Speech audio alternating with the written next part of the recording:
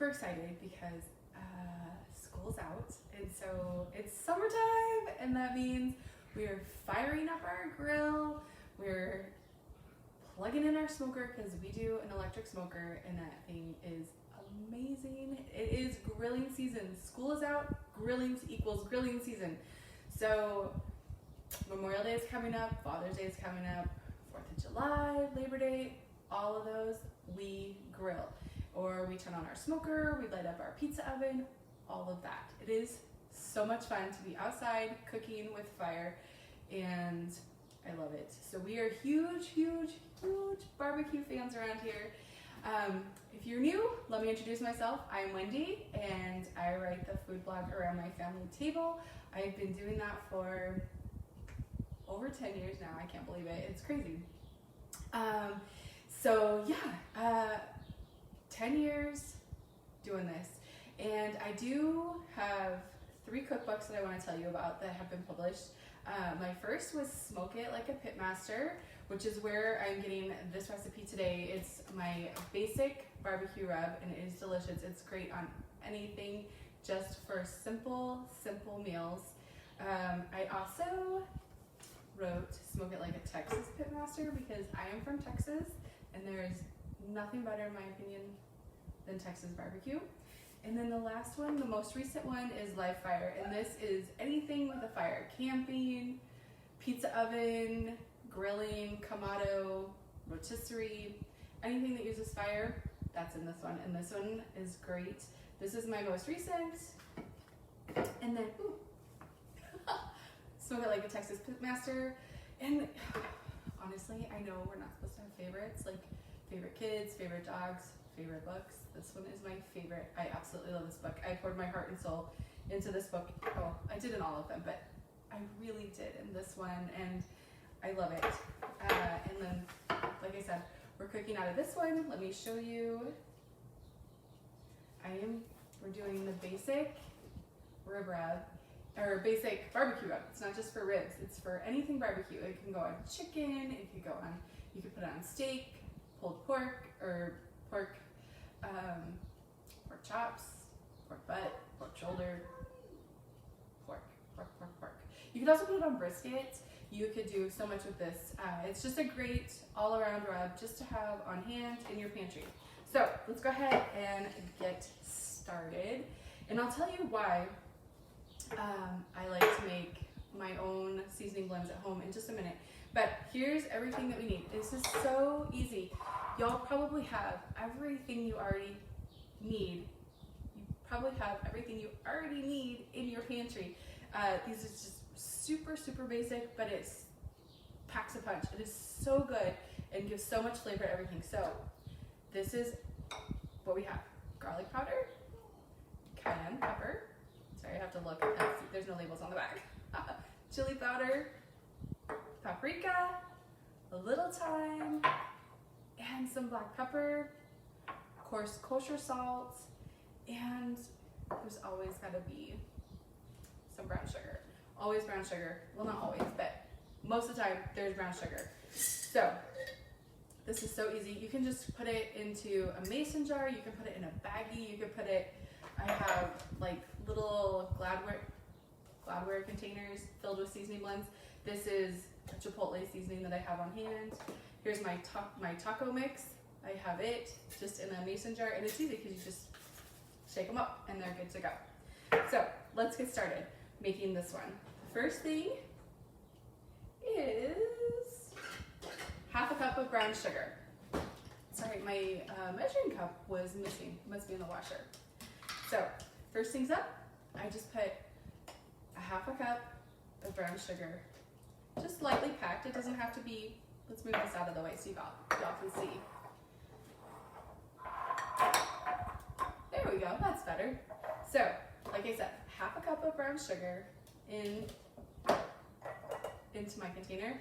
And like I said, it doesn't have to be super hard packed, just lightly packed. You just need enough to give a little bit of sweetness. Then next up is the coarse kosher salt. It is my absolute favorite salt to use. I actually need a quarter cup. get the brown sugar out of there. So this calls for 1/4 cup plus a tablespoon. Don't freak out. You're not using this whole thing on anything. It's just enough to have on hand. If you are doing like a big piece of meat, like a pork butt, pork shoulder, or brisket, you are going to use quite a bit of this. But I mean, this is going to be spread out over the entire piece of meat. You're not going to just be eating like a 1/4 cup of salt and half a cup of brown sugar. Okay, so next up is garlic powder. I love garlic powder. I pretty much in any recipe that I'm making, I at least double my garlic powder. But this recipe is already perfectly seasoned with 2 tablespoons of garlic powder. Okay, next up is chili powder. And this doesn't give it a ton of heat, it just gives it a nice barbecue-y kind of flavor in the background. So 1 tablespoon of chili powder. My screw won't go back on. All right, and then next up is black pepper. And let me grab my teaspoon. And so it's just like a teaspoon of black pepper. And let me just say, the reason I love making my own seasonings is, 1, I can control the quality of ingredients. If I want to buy all organic seasonings, I can. If I want to buy all the dollar bin seasonings, I can. If I want to get them at the dollar store, I can. If I want to get, a decent brand at the grocery store, I can buy that. I can buy whatever brand, whatever kind of quality that I like for my family. The second is I can control the amount of salt. A lot of the store-bought seasoning blends have an amazing amount of salt. It is crazy how much salt they add to those pre-made seasoning packets, taco, barbecue, chili. Like, they are just so full of salt. And so while I know this looks like a ton of salt, we're controlling the salt in this recipe. And so if this ends up being too salty for you, just lower it next time you make it. Or if it's too salty, just add more ingredients and kind of like reduce the salt. And that is a really good thing. And I can control which salt I use. If I wanted to use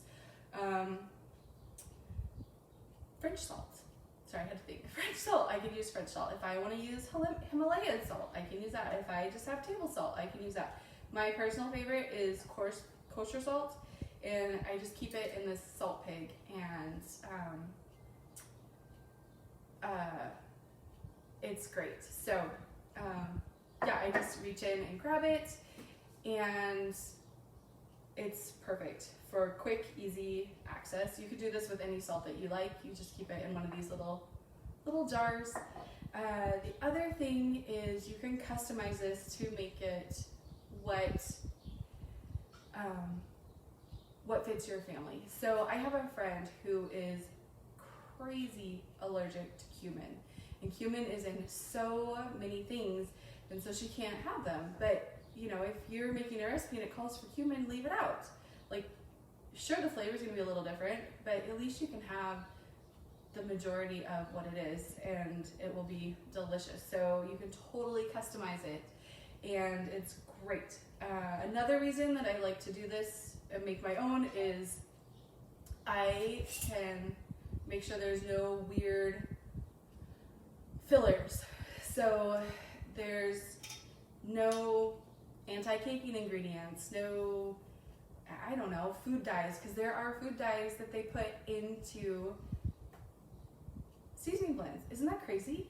So there's no gluten, there's no food dyes, there's no fillers, no preservatives, no anti-caking, nothing. It is amazing.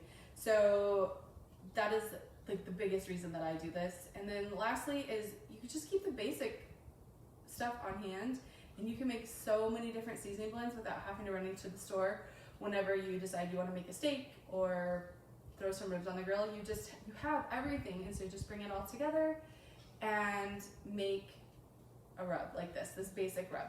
So next up is paprika. I just do about a teaspoon